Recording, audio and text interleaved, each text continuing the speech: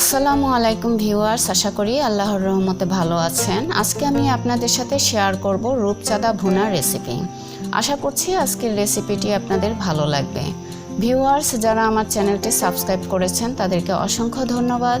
আর যারা এখনও সাবস্ক্রাইব করেননি, প্লিজ সাবস্ক্রাইব করে পাশে থাকা বেল বাটনটি অন করে রাখুন, যেন যে কোনো রেসিপি শেয়ার করা মাত্র প্রথমেই নোটিফিকেশনগুলো আপনাদের কাছে পৌঁছে যায়। তাহলে চলুন আমার সাথে থেকে দেখে নিন পুরো রেসিপিটি।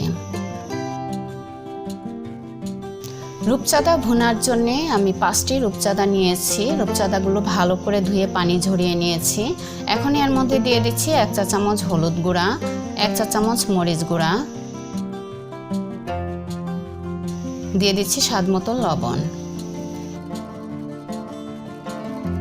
হাত দিয়ে ভালোভাবে মেখে নিচ্ছি। এই কাজটা আমি হাত দিয়ে করে থাকি, এতে করে সমস্ত মাছে ভালোভাবে মশলা মেখে নেওয়া যায়।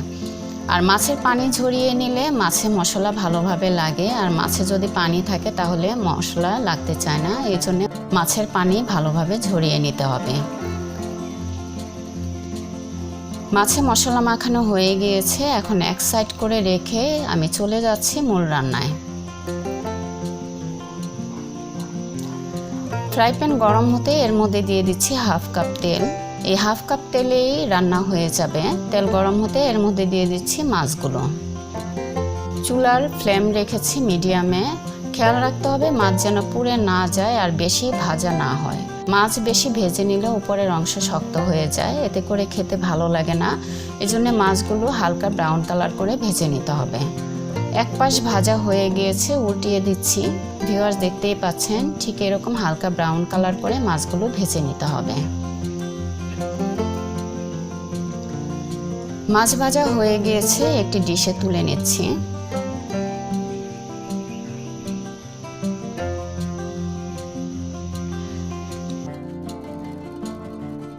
দিয়ে দিচ্ছি 1 কাপ পেঁয়াজ কুচি। চুলার আঁচ মিডিয়াম এবং লো ফ্লেমের মাঝামাঝি রেখে পেঁয়াজ ভেজে নিচ্ছি কিছুটা নরম হওয়ার আগ পর্যন্ত। পেঁয়াজ নরম হলে এর মধ্যে দিয়ে দিচ্ছি 1/2 কাপ পানি, মশলা যেন পুড়ে না যায়। দিয়ে দিচ্ছি 2 চা চামচ মরিচ গুঁড়া, 1 চা চামচ হলুদ গুঁড়া, 1 চা চামচ ধনে গুঁড়া, 1 চা চামচ জিরা গুঁড়া,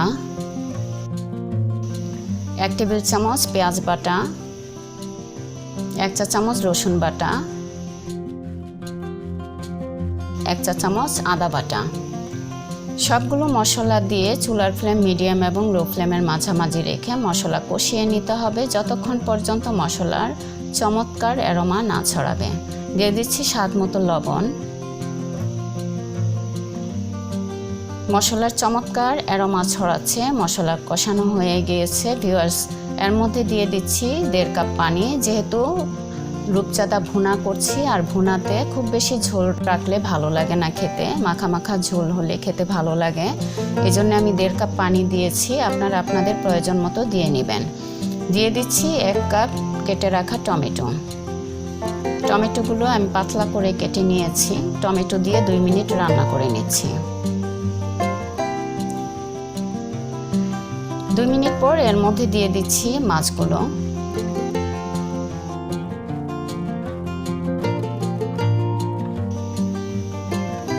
মাছ দিয়ে 3 মিনিট রান্না করে উল্টিয়ে দিতে হবে। আর চুলার ফ্লেম রেখেছি মিডিয়াম এবং লো ফ্লেমের মাঝামাঝি। চুলার ফ্লেম বাড়িয়ে দিলে ঝোল শুকিয়ে যাবে, এজন্য চুলার ফ্লেমটা কমিয়ে নিতে হবে। আলতো হাতে মাছগুলো উল্টিয়ে দিচ্ছি। খুব বেশি নাড়াচাড়া করার প্রয়োজন নেই, বেশি নাড়তে গেলে মাছ ভেঙে যেতে পারে। দিয়ে দিচ্ছি 1 চা চামচ চিনি। যেহেতু আমি টক টমেটো ইউজ করেছি, এজন্য টক মিষ্টির ব্যালেন্সটা ঠিক রেখে স্বাদের মাত্রা বাড়িয়ে নেওয়ার জন্য 1 চা চামচ চিনি ব্যবহার করেছি। আপনারা চাইলে স্কিপ করতে পারেন। দিয়ে দিচ্ছি চিড়ে রাখা এবং আস্ত কিছু কাঁচামরিচ। কাঁচামরিচ দিয়ে 3 মিনিট রান্না করার পর এর মধ্যে দিয়ে দিচ্ছি ধনেপাতা কুচি। যে কোনো মাছ ভুনাতে ধনেপাতা ব্যবহার করলে খেতে ভালো লাগে। ধনেপাতা দিয়ে একটু ঝোলের সাথে মিশিয়ে নিচ্ছি। আর ধনেপাতা দেওয়ার পর খুব বেশিক্ষণ রান্না করার প্রয়োজন নেই। ঢাকনা দিয়ে ঢেকে রান্না করে নিচ্ছি 2 মিনিট। এতে করে ধনেপাতার যে অ্যারোমা আছে সমস্ত মাছের ছড়িয়ে পড়বে। ভিউয়ার্স, হয়ে গিয়েছে আমার আজকের রেসিপি রূপচাঁদা ভুনা। চুলাটা অফ করে দিচ্ছি, চলে যাচ্ছি পরিবেশনে।